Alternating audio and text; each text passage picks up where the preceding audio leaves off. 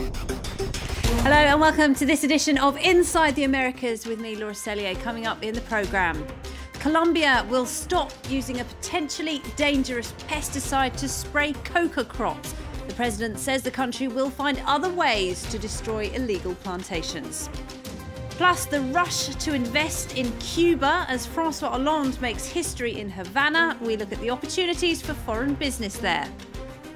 And the tragic story of the 10-year-old girl forced to continue with her pregnancy in conservative Paraguay. That all still to come. But we begin this week in Colombia, where the government has announced it will no longer use a controversial pesticide to destroy illegal plantations of coca. It comes after the World Health Organization warned of the health risks associated with the chemical. President Juan Manuel Santos says the country will find other ways to destroy coca, which is the main ingredient in cocaine. For many years, the United States has been funding the use of the chemical to destroy illegal coca crops across Latin America. Ecuador, just a few kilometers from the Colombian border. The woman leading the way has had threats. She wants to remain anonymous. She takes us to see the grave of two of her children. My daughter came looking for me and told me her little sister was throwing up. I asked why and set off running. She was vomiting blood. It was blood. And she had a fever. I took her to Lago Agrio, but she died as she was being taken to the hospital. A year later, her 3-month-old baby also died. She blames Colombian authorities for their deaths. They started fumigations in the year 2000. We didn't know what the planes in the sky were doing. We were happy to see them flying overhead. The children even more so. They thought it was fun. They said, "Mom, can you see the planes?" We didn't realize. It was only later we learned they were fumigating chemicals. This Colombian television footage shows a spraying operation. Planes drop a herbicide called Roundup on coca plantations. The aim? Destroy the plant that is used to produce cocaine. Colombia's been fighting against guerrilla groups, including FARC, that are largely financed by drug trafficking. Over the past 20 years, Colombia's fumigated around 2 million hectares of land with financial and military support from the United States. But many people, locals and Ecuadorians living across the border, have reported being poisoned. Professor Miño has been studying the effects of spraying on the population. They face 3 kinds of risk. Developing cancer is the main one. That's the case for around 1 in 10 of them. And then babies born deformed or miscarriages. The professor's conclusions came to light thanks to an activist group, Ecology Action. Lo podemos poner un poquito más cercanos, ¿no? Estas sí son de las... Fue fumigado. We went to an area where there had been aerial spraying a week earlier, and you can see that everything was destroyed, totally burnt. Most people in the area now can't eat the locally grown plantain, which is a more important part of their diet than rice. It's a main staple for the population. Es básicamente el sustento de la alimentación de la población. As well as harming crops, these files show that children and animals have suffered from the airdrops of Roundup. Over the weekend, the Colombian president, Juan Manuel Santos, admitted that the health risk is real. I will ask the National Council on Narcotics to suspend the spraying of crops with this herbicide. In a bid to fight against drug trafficking, we will develop a new system that will be more efficient, more effective, but less harmful. Drug officials now have 5 months to come up with a new plan. But for many children on both sides of the border, it's a little too late.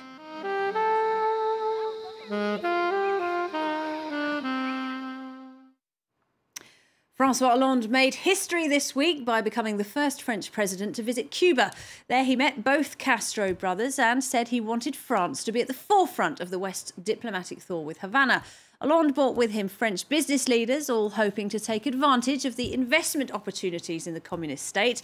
It comes after US President Barack Obama announced the end of decades of hostility earlier this year. And Americans, too, are hoping to capitalise on Cuba's new status. Ketevan Gorjestani has this report. And now we come up on the Square of the Revolution. Kirk St. John still can't believe he's here, riding around Havana in the back of an old Pontiac. This American businessman is happy to finally get to discover a country long considered as an enemy by the U.S. Under the watchful eye of Che Guevara, St. John and his Cuban guide shared their hopes for improved relations following the possible lifting of the 53-year-old embargo. Most Americans would not support, I certainly do not support, holding another population down. And whether you do that with a military force or whether you do that economically. St. John is also here to check out business opportunities. He runs a medical supplies company and wants to invest in Cuba. Once the gates open, then the money will come in behind it. There will also be change in restoration, the beauty. But as I said before, that looks like a Starbucks to me. But the gates aren't fully opened yet. U.S. authorities only grant certain types of visas for family visits, research, humanitarian efforts, sports, or journalism. Some rules, however, have been loosened up. Ferry services are set to resume soon after a 5-decade hiatus. In the 1950s, the city of Havana provided service between the Cuban capital and Florida. The driver in this case is me. See a group of musicians that used to travel every day on the boat. They used to play Cuban music. Pedro Ura used to sell souvenirs on the ferry, a cover for his real work, preparing the revolution.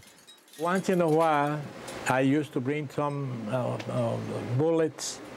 And this time, they catch me 2,000 bullets. They used for the underground work against the dictatorship. The 85-year-old revolutionary is having a hard time imagining the return of ferries full of Americans, confident but wary of the old enemy. They can invest in Cuba, but following our rules. We don't want foreigners to come and rob us of our natural resources. We will welcome them, no problem, but we won't let our guard down. They had better not try to trick us into going back to imperialist times. After removing Cuba from its terror list, the U.S. was expected to open an embassy in Havana, but the deal has stalled, partly over the freedom of U.S. diplomats to open their doors to the Cuban public. The plight of a 10-year-old girl in Paraguay caught worldwide attention this week. The child is 5 months pregnant after she was raped by her stepfather. According to the World Health Organization, Paraguay has failed her by refusing to permit her an abortion. Abortion is illegal in all cases in Paraguay, except when the mother's life is in danger. This devastating story has torn the country apart. Aurore Dupuy has this report. 5 months pregnant at 10 years old. The girl's been taken care of at the Red Cross hospital. Her mother's been arrested for neglect. Her stepfather, who'd been on the run for 2 weeks, is now behind bars. He denies any wrongdoing. The warrant is for aggravated sexual abuse with intercourse and penetration. The evidence points to him as the girl's attacker. Like her, an estimated 600 girls aged 14 or under become pregnant every year in Paraguay. The conservative Catholic country bans abortions except when the mother's health is in danger. In this case, the government says she's fit enough to give birth. Our constitution says you must preserve life over everything else, and life begins from the moment of conception.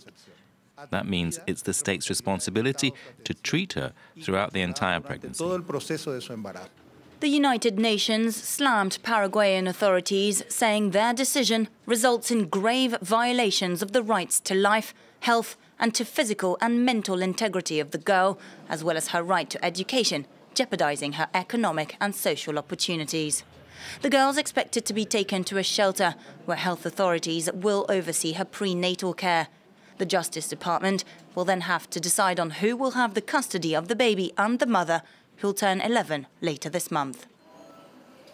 This year's tornado season has begun in earnest over in the United States, with violent storms ripping through the southern states. At least 5 people were killed and dozens injured.